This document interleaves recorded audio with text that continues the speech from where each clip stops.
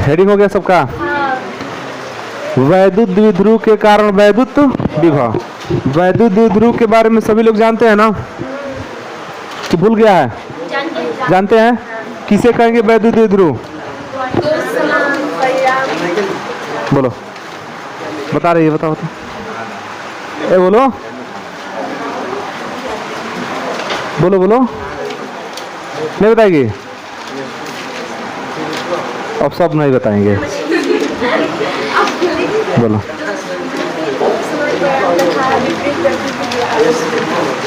दो समान, हाँ,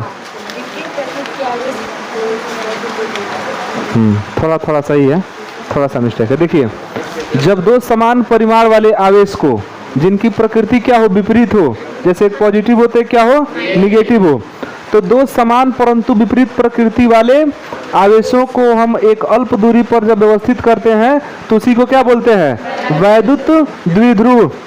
एक पॉजिटिव होगा, दूसरा कैसा होगा? निगेटिव। जैसे मान लीजिए कि ये हम लोग का एक द्विध्रुव हो गया, मान लीजिए कि यह माइनस क्यू है, यह क्या है? Plus Q. दोनों आवेश बराबर है और एक अल्प दूरी पर व्यवस्थित है, तो इसी को हम क्या बोलेंगे? वैद्युत द्विध्रुव। इसका नाम दे देते हैं ए बी। तो हमारे पास क्या है? एक वैद्युत द्विध्रुव है और हमको इस वैद्युत द्विध्रुव के कारण क्या ज्ञात करना है? वैद्युत विभव ज्ञात करना है। इसके पिछले हेडिंग में हम लोग पढ़े हैं कि किसी एक बिंदु आवेश के कारण वैद्युत विभव, एक बिंदु आवेश क्यू था और उससे आर दूरी पर हम लोग विभव निकाले हैं। क्या निकला था? V = 1/4 pi epsilon not Q/R, यही ना निकला था। तो ये तो एक बिंदु आवेश के कारण न था। अभी आपके पास कितना बिंदु आवेश है? दो। तो इन दोनों के कारण भी तो विभव होगा, उसी को हम लोगों को ज्ञात करना है, वैद्युत द्विध्रुव के कारण वैद्युत विभव। और इस सूत्र का हम यहाँ पर प्रयोग करेंगे, ठीक है।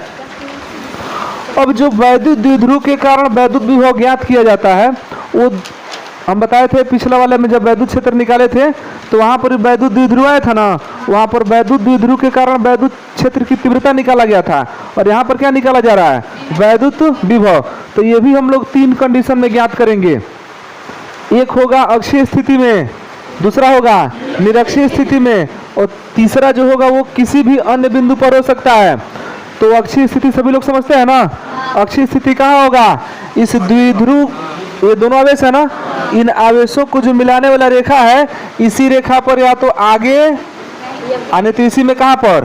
पीछे। मतलब कि इसी लाइन पर अगर कहीं भी आप बिंदु कोई ले लेते हैं, मान लीजिए यही हम बिंदु ले लिए, बिंदु क्या मान लेते हैं? P मान लेते हैं, यही बिंदु ले लिए, तो ये हमारा द्विध्रुव के लाइन पर ही न है, तो इसको बोलेंगे कि ये कौन सी स्थिति है? अक्षीय स्थिति। इसके मूल बिंदु कह रहे हैं, मध्य बिंदु से लंबवत जाने वाला रेखा पर कोई बिंदु पर लेंगे ना ऐसे, तो उसको बोलेंगे निरक्षीय स्थिति। सिंपल समझिए कि यह आपका x अक्ष है, ये क्या है? y अक्ष। अब आप द्विध्रुव को इस प्रकार रखिए ना कि जो द्विध्रुव का मध्य बिंदु है वो आ जाए कहाँ पर? मूल बिंदु पर। इधर आ जाएगा -q, इधर आ जाएगा +q। ये आपका a है, ये आपका क्या है? द्विध्रुव हो गया ना। अब x अक्ष पर कहीं भी निकाल दीजिए, यहाँ निकालिए, यहाँ निकालिए, थोड़ा सा आगे निकालिए, कहीं भी निकालिए। अगर x अक्ष पर निकालते हैं कहीं भी तो उसको कहेंगे कि वो अक्षीय स्थिति है, और अगर y अक्ष पर कहीं भी निकालते हैं तो उसको क्या कहेंगे? निरक्षीय स्थिति। तो हम लोग पहले निकालते हैं अक्षीय स्थिति में, ठीक है। तो हम लोग वैद्युत विभव कहाँ निकाल रहे हैं? अक्षीय स्थिति में। और आज हम लोग अक्षीय और निरक्षीय दोनों निकालेंगे, क्योंकि निरक्षीय एकदम छोटा है। तो यहाँ पर हम लोग किस स्थिति में निकालने जा रहे हैं? अक्षीय स्थिति में, ठीक है, अक्षीय स्थिति में। अब लिखने के लिए तरीका क्या लिखा होगा कि माना ए बी एक वैद्युत द्विध्रुव है, जैसा उसमें लिखा गया था। माना ए बी एक वैद्युत द्विध्रुव है जो -q तथा +q आवेश से मिलकर बना है। इसके बीच की दूरी 2l, भूल गए, इसके बीच की दूरी 2l तथा मध्य बिंदु O है। मध्य बिंदु O से कितना दूरी पर, R दूरी पर, मध्य बिंदु O से R दूरी पर एक बिंदु P स्थित है जहां पर वैद्युत विभव ज्ञात करना है। पिछले वाले में इस वाले में थोड़ा सा का अंतर है, उसमें वैद्युत क्षेत्र की तीव्रता कहे थे, यहाँ पर क्या कहा जा रहा है, वैद्युत विभव ज्ञात करना है। हो जाएगा ना यह। तो यहाँ पर देखिए बिंदु P पर जो वैद्युत विभव होगा वो विभव इस प्लस Q के कारण भी होगा और वह विभव माइनस Q के कारण भी होगा। इसका मतलब ये हुआ कि बिंदु P पर जो कुल विभव होगा वह इस प्लस Q के कारण जो विभव है वह और माइनस Q के कारण जो विभव है वह, उन दोनों को जोड़ देंगे तो यहाँ पर क्या निकल जाएगा, कुल विभव निकल जाएगा ना।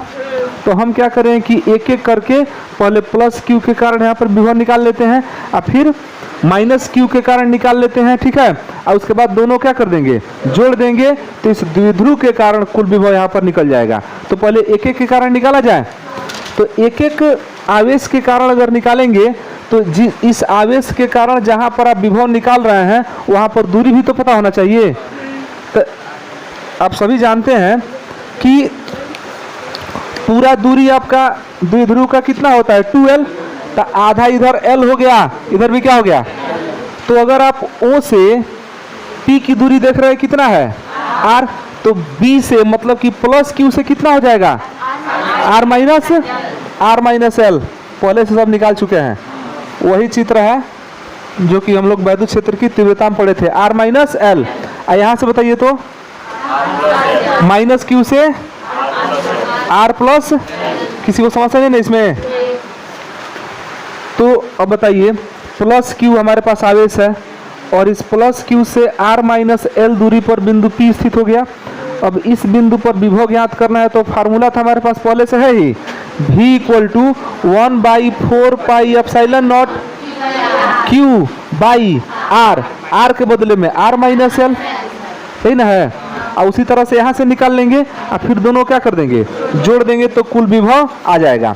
तो हम यह मान लेते हैं कि देखिए, मान लेते हैं कि जो बिंदु A के कारण माने माइनस Q आवेश के कारण बिंदु P पर विभव कितना है, VA मान लेते हैं। देख लीजिए बिंदु A पर ना Q है, अरे इस बिंदु A पर Q है तो इसके कारण जो विभव है इसको हम क्या मान लेते हैं, VA, और जो B के कारण है उसको क्या मान लेते हैं, VB मान लें यहाँ पर। तो लिखें कि माना। अब लैंग्वेज हम नहीं लिख रहे हैं, लैंग्वेज आप लोग लिख सकते हैं, लिख लेंगे ना। तो लिखेंगे माना माइनस Q आवेश के, अच्छा कोई जरूरी नहीं है कि VA और VB मानेंगे, V1 और V2 भी मान सकते हैं। क्या मान सकते हैं, V1 और V2। तो लिख रहे हैं कि माना माइनस Q आवेश के कारण बिंदु P पर विभव V1 चाहे VA, ए इसलिए मान रहे हैं कि बिंदु कहाँ पर है, जो माइनस Q आवेश बिंदु A पर न है, इसीलिए VA तथा प्लस Q आवेश के कारण, प्लस Q आवेश के कारण बिंदु P पर विभव कितना,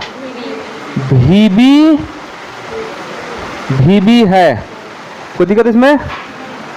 तो बताइए VA कैसे निकालेंगे, V का जो मेन फार्मूला होता है ना वो होता है V equal to 1/4 pi epsilon not Q बटा R होता है।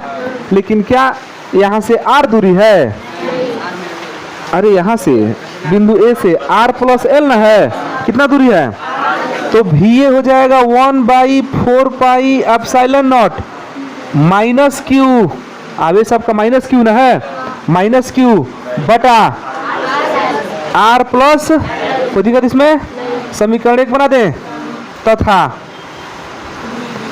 VB equal to 1/4 pi epsilon not Q by R minus. अब एक चीज बताइए, इसको मिटा देना, ये तो हम लोग पहले से जानते हैं।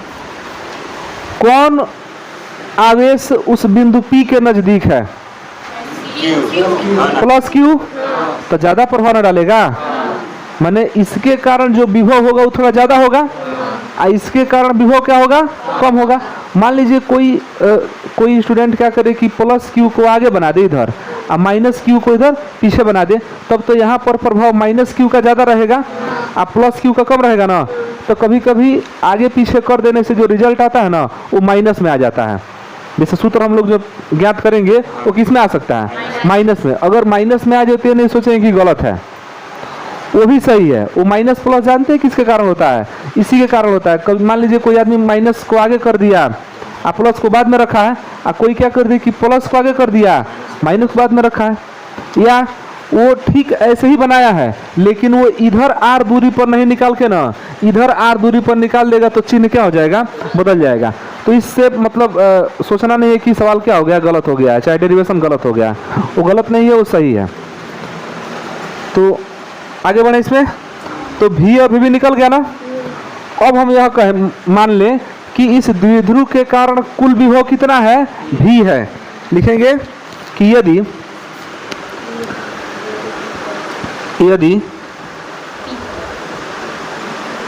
द्विध्रुव के कारण कहां पर? P पर कुल विभव V हो तो V इक्वल टू बताइए क्या होगा? VA plus VB।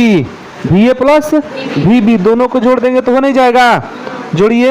V equal to VA कितना है? माइनस लगा दे आगे, minus 1/4 pi epsilon not Q by R plus L। इसको कोष्टक में लिख देते हैं, और तब प्लस VB का देख लीजिए 1/4 pi epsilon not Q by R minus L। इतना ठीक है। अब क्या करें? देखिए इस तरह का जब आता है ना तो हम प्लस वाले को आगे रख लेते हैं और माइनस वाले को पीछे रख लेते हैं। नीचे लिखें, दिखाई देगा? ऊपर यहाँ लिखें। तो V इक्वल टू देखिए दो काम कर रहे हैं। एक तो हम इसमें से कॉमन कर दे रहे हैं Q by 4 pi epsilon 0, Q by 4 pi epsilon 0 या एप्सिलॉन नॉट कॉमन कर दिए। आ रहा है जी, कट नहीं रहा है। तो Q by 4 pi epsilon not, मान लीजिए ऊपर से Q भी तो कॉमन हो रहा है, क्या बच रहा है? 1/r माइनस L बच रहा है। 1/r माइनस L बच रहा है। अब माइनस प्लस वाला हम पहले लिख रहे हैं, अब माइनस वाला बाद में। तो 1/r plus L, 1/r plus इतना ठीक है। तो V इक्वल टू Q बटा, ध्यान से देखना, Q बटा 4 पाई एप्सिलॉन नॉट, और अंदर ना हम इसका एलसीएम ले लेते हैं। तो R minus L into R plus N LCM होगा। तो पहला वाला से भाग करेंगे तो R माइनस L कट जाएगा, R प्लस L बचेगा। R प्लस L से 1 में गुणा करेंगे तो कितना हो जाएगा? R plus L। ध्यान देना यहाँ पर माइनस है। अब R प्लस L से भाग करेंगे तो R प्लस L कटेगा ना। अब क्या बचेगा? R माइनस, तो बाहर माइनस न है, अंदर ला चिन्ह क्या हो जाएगा? बदल जाएगा। ये सब भी बराबर चल रहा है। Q by 4 pi epsilon not R plus L minus R plus L बटा R square minus L square. ये समझ में आ रहा है कहाँ से हुआ है? सूत्र लगा है A minus B into A plus B का, क्या कट गया? R से R कैंसिल, 2L बचा। अच्छा बाहर Q भी है, तो Q by 4 pi epsilon not 2L बटा R square minus L square. अब आपको ध्यान देना है कि जो R है ना यह आर है वो एल से बहुत ज़्यादा है, तो जो आर है वो क्या है, बड़ा है ना। तो लिख दें कि चूंकि आर ग्रेटर देन एल, इसलिए R square greater than L square. तो यहाँ पर हम एल स्क्वायर जो छोटा ना हो गया तो उपेक्षणीय होगा। It implies that L square कैसा होगा, उपेक्षणीय होगा। जब उपेक्षणीय होगा तो क्या कर देंगे, उसको छोड़ देंगे। इतना लिखिए पहले। दिख रहा है कि नहीं तुमको? ओए, दिख रहा है? हमको भी लाल दिख रहा है, अभी भी खूनी लाल दिख रहा है।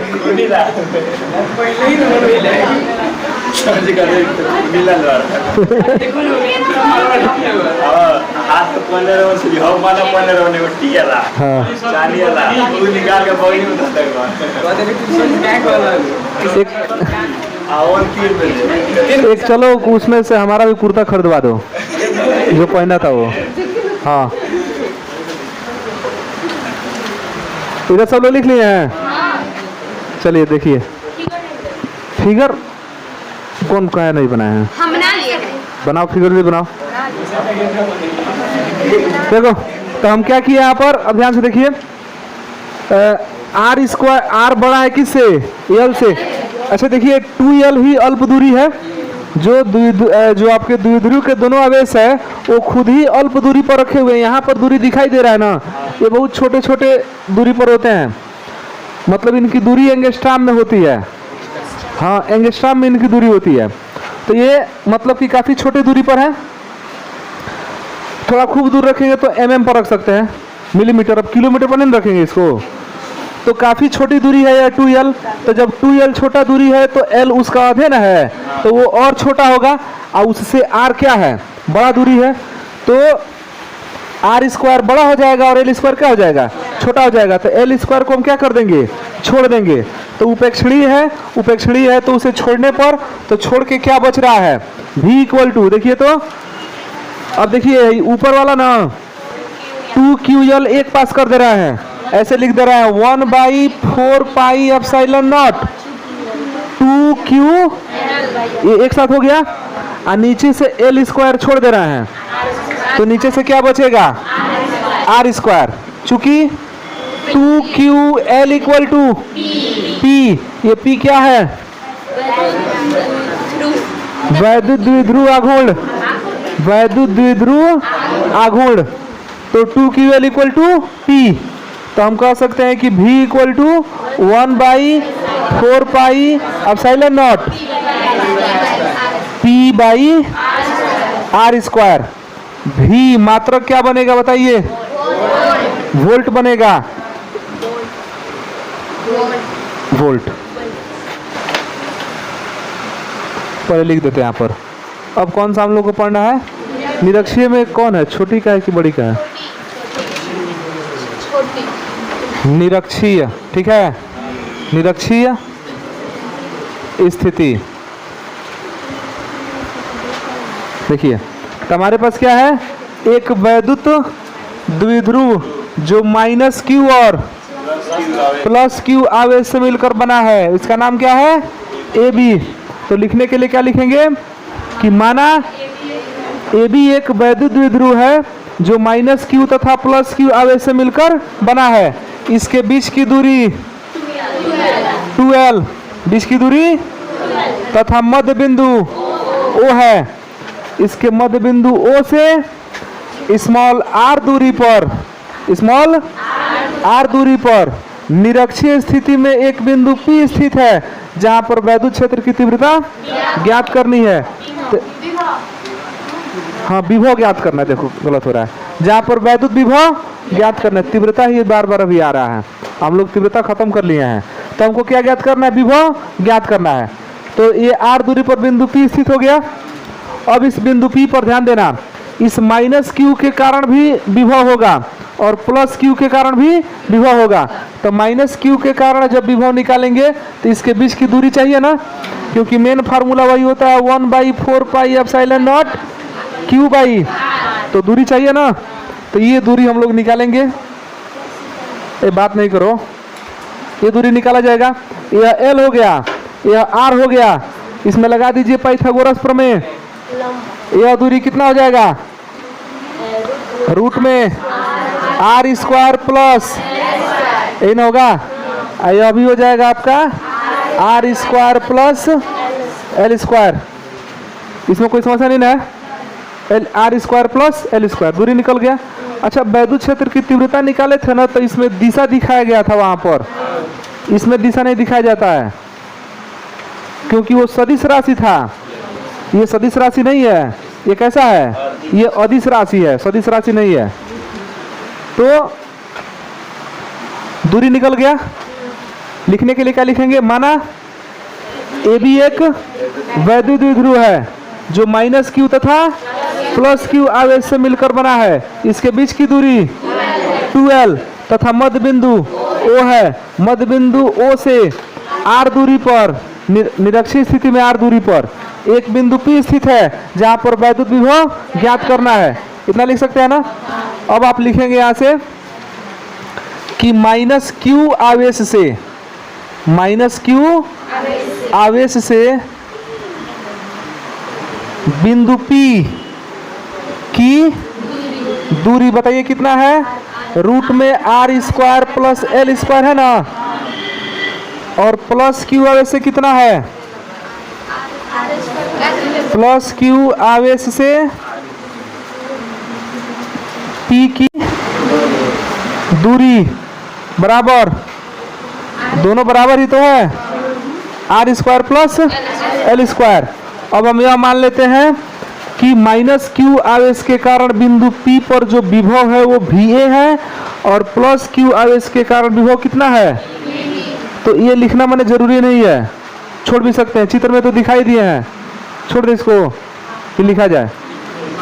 लिखेंगे तो बड़ा होगा, विशेष कोई फायदा नहीं होगा। लिख लेते हैं माना, बात नहीं कीजिए, माना बिंदु आवेश, माना बिंदु आवेश माइनस क्यू, माना बिंदु आवेश माइनस क्यू के कारण, क्यू के P पर